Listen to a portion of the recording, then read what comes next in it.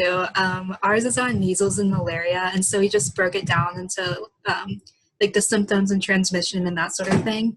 So for measles, some of the symptoms are high fever, cough, runny nose, watery eyes, and rashes. And then for malaria, it's more like fever, chills, headache, anemia, and jaundice. And for measles, it's highly contagious and it can be spread through coughing or sneezing. And then malaria is spread by mosquitoes. For the mortality rate, in Thailand, the officials reported around 4,000 cases and around 14 deaths in 2019. And then for malaria, the children are more likely to die, and around 8 people died in Thailand in 2018. Currently, there's no treatment for measles, but you can use like over-counter drugs to help reduce fevers. And then for malaria, really the only treatment is like combining anti-malarial drugs to kill the parasite, and then just try to sleep under like mosquito nets to prevent from getting infected. There is a vaccine for measles, but in Thailand, they are kind of have like an anti-vax movement, and so not a lot of people are getting vaccinated for that. And for malaria, there's not an official vaccine yet, but there is a vaccine candidate that's being tested. And then I don't know if you can see it, but we included a little infographic, but I think it's too small. So yeah, that's all I have. If anyone wants to go next.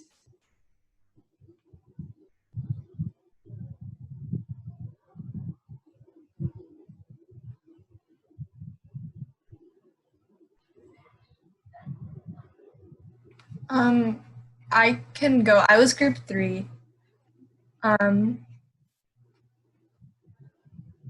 second. Okay, so our worksheet's super sort of straightforward, I guess. It's just sort of a comparison between dysentery, I'm probably pronouncing it wrong, and cholera.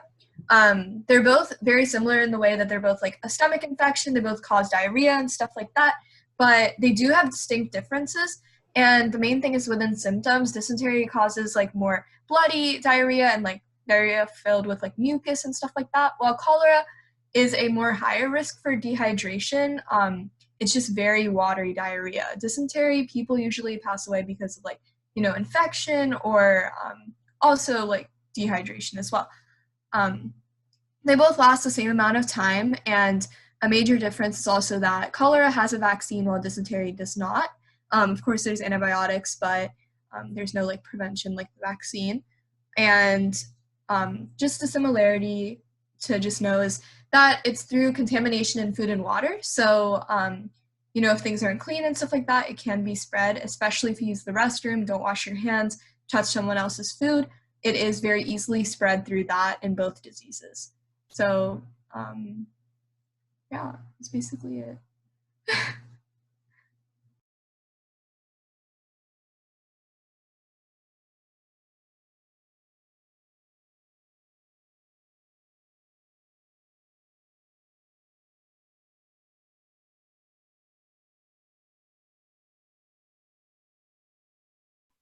I can go next. I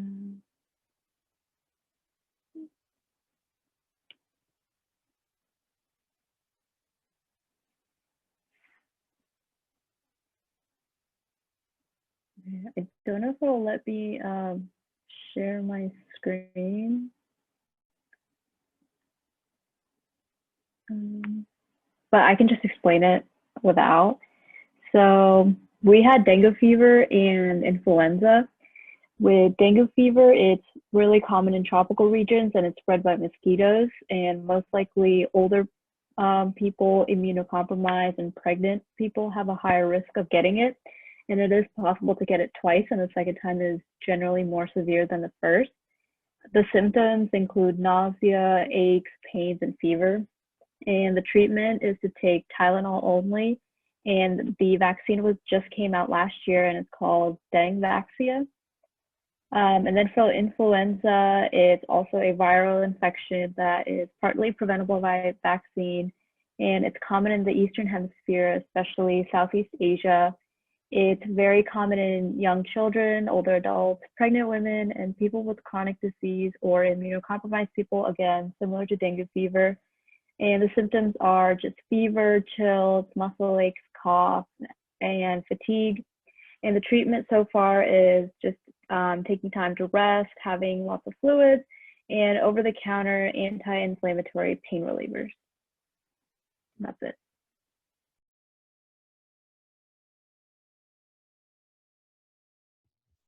Casey, I think you're the last one.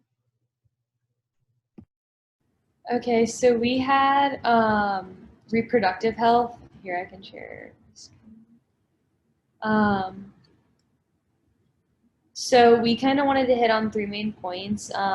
We talked about Planned Parenthood and how it's not as available as it should be to most people, and it provides like essential reproductive healthcare services to women and men, and not just like safe for like abortions. It provides a lot more like education and treatments and testings. We also wanted to hit on misconceptions, especially with things like birth control or like stigmas around like periods and like things like that. We feel like a lot of people aren't educated. And then we also, our last main point was just overall like health literacy. Like in a lot of like middle and high schools, there's not like in-depth classes over just like reproductive anatomy or like safe sex or like spread of STIs and things like that. So we think that's also a big problem that could be fixed.